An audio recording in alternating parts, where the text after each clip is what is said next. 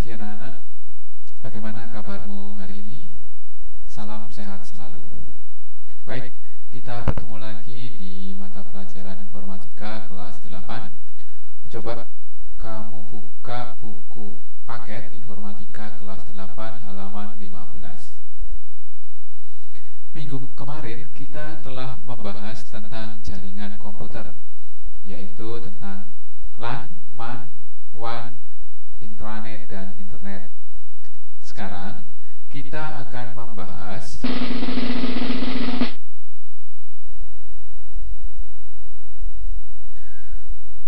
menghubungkan komputer ke internet.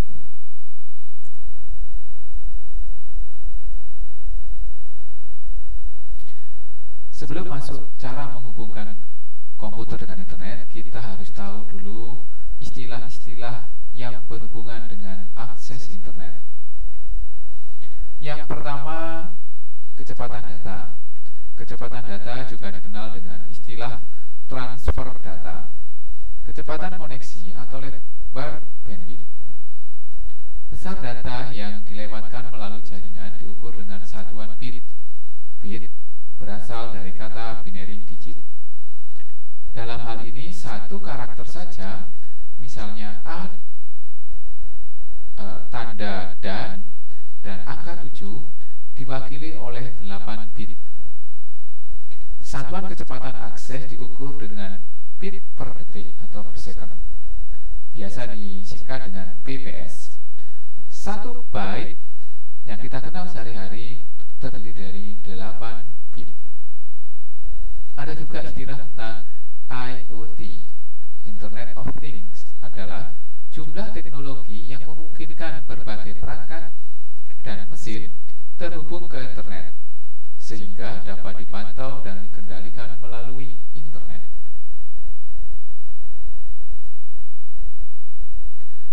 Berikutnya adalah ISP, Internet Service Provider, adalah perusahaan jasa layanan koneksi ke internet. Berikutnya yang berhubungan dengan ISP adalah mobile data, adalah layanan akses internet nirkabel atau tanpa kabel yang disediakan oleh operator seluler. Beberapa kriteria yang dapat digunakan sebagai bahan pertimbangan untuk memilih ISP, yaitu yang pertama, kecepatan transfer datanya. Jadi kecepatan transfer datanya tinggi yang dipilih. Kedua, biaya, jelas biayanya yang murah. Yang ketiga, luas jangkauan, ini berhubungan dengan sinyal, jadi sinyalnya ada di mana-mana. Yang terakhir adalah teknologi yang digunakan, apakah 4G atau 5G.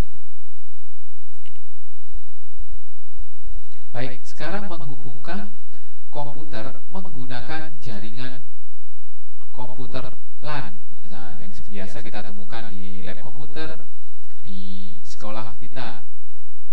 Ini yang sebagai contoh. Mengakses internet menggunakan jaringan komputer lokal berarti menghubungkan komputer ke internet melalui sebuah server jaringan lokal yang terhubung ke internet. Jadi di lab komputer itu ada servernya. Jaringan LAN biasanya dibangun dengan menggunakan teknologi kabel, nirkabel, atau gabungan keduanya.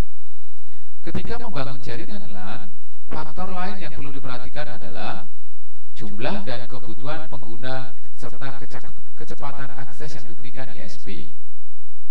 Di sini seperti pada saat kalau kalian 35 anak masuk ke lab komputer. Nah, di situ mengakses komputer internet secara bersama-sama, maka otomatis akan terasa lambat.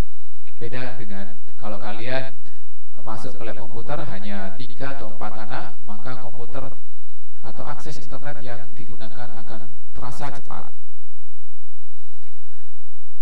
Kelemahannya dari akses internet dengan WiFi adalah secara teori aksesnya hanya dapat dilakukan pada daerah sejauh 100 meter pada titik akses. Meskipun pada kenyataannya jangkauan dari sinyal WiFi lebih pendek. Jadi ini hanya hitung-hitungan angka, padahal 10 meter saja kadang sinyalnya sulit untuk didapatkan. Kelemahan yang lain adalah masalah keamanan data. Data yang dikirimkan melalui jaringan Wi-Fi rawan penyadapan. Ini ya, bisa disadap oleh hacker. Berikutnya,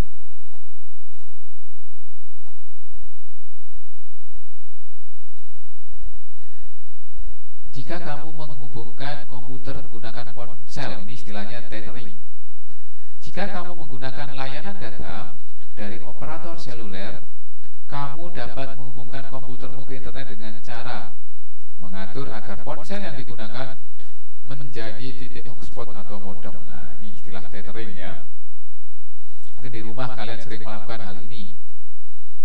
Jika ponsel yang digunakan sebagai titik hotspot, kamu dapat menghubungkan komputer melalui sinyal Wi-Fi yang dipancarkan oleh ponsel tersebut. Sebaliknya, jika ponsel diatur sebagai modem, komputer dapat dihubungkan ke internet. Caranya atau langkah-langkahnya dapat kamu baca sendiri di buku paket halaman 21. Tapi di situ hanya salah satu contoh saja. Setiap HP memiliki settingan yang berbeda-beda. Berikutnya, kalau kalian menggunakan satelit. Satelit digunakan untuk mengirimkan dan menangkap pesan melalui angkasa menggunakan gelombang elektromagnetik. Sinyal yang digunakan untuk membawa data harus cukup kuat, yaitu menggunakan frekuensi 27,5 sampai 30 GHz untuk uplinknya dan 17,7 sampai 20,2 GHz untuk downlinknya. Antena parabola yang digunakan untuk menangkap sinyal harus diarahkan langsung ke satelit yang berada di atas khatulistiwa. Nah, kita mempunyai dua satelit, yaitu satelit Palapa dan satelit Telkom. Jadi ada di pas di atas di garis khatulistiwa. Jadi caranya harus diarahkan, parabolanya harus diarahkan ke garis khatulistiwa. Tapi menggunakan satelit ada kekurangannya. Yang pertama, akses internet melalui satelit adalah adanya latency atau delay, keterlambatan yang cukup lama. Delay tersebut sebenarnya tidak menjadi masalah untuk kegiatan menjelajah internet, download atau upload file, serta audio dan video streaming, tetapi akan menjadi masalah jika menggunakan panggilan suara dan gambar, karena harus menunggu. Latensi yang terjadi pada akses internet menggunakan satelit terjadi karena sinyal harus melewati jarak yang cukup jauh antar antena.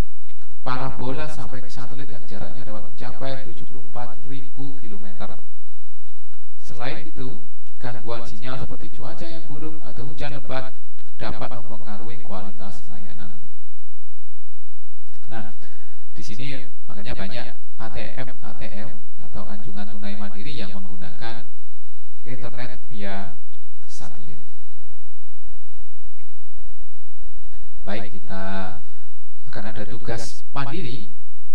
Jadi ini yang nanti kalian tulis di buku dan dikerjakan serta difoto, nanti dikirimkan ke saya. Jadi dari buku cetak halaman 26 nomor 1 dan 5. Yang pertama, jelaskan perbedaan dan persamaan antara internet dan LAN serta hubungkan keduanya. Jadi pengaruhnya apa atau erat kaitannya atau bagaimana, ya kamu tuliskan. Yang kedua, tuliskan faktor yang membuat pengguna internet bertambah dengan cepat. Jelaskan alasanmu. Jadi kalau tahun 90-an itu hanya beberapa saja yang menggunakan internet, sekarang tahun 2020 hampir semua menggunakan internet. Kenapa? Jelaskan alasanmu. Yang ketiga, jelaskan keuntungan penggunaan jaringan komputer. Nah, ini ada di pertemuan sebelumnya ya, kamu coba buka catatan-catatan di bukumu. Yang keempat, bandingkan antara jaringan kabel dan nirkabel dan tuliskan perbedaan keuntungan kerugian masing-masing jaringan. Jaringan kabel itu jaringan menggunakan kabel. Jadi misalkan LAN, ya, nirkabel menggunakan WiFi tanpa kabel. Perbedaannya apa? Keuntungannya apa? Dan kerugiannya apa? Yang kelima, jaringan berbeda. Jelaskan perbedaan antara WAN dan MAN. WAN itu Wide Area Network dan MAN Metropolitan Area Network. Jelaskan perbedaannya. Nah, sekian materi pada pertemuan kali ini. Apabila ada pertanyaan, dapat menghubungi saya langsung menggunakan via WA. Sekian dan terima kasih. Sampai jumpa pada pertemuan selanjutnya. Terima kasih.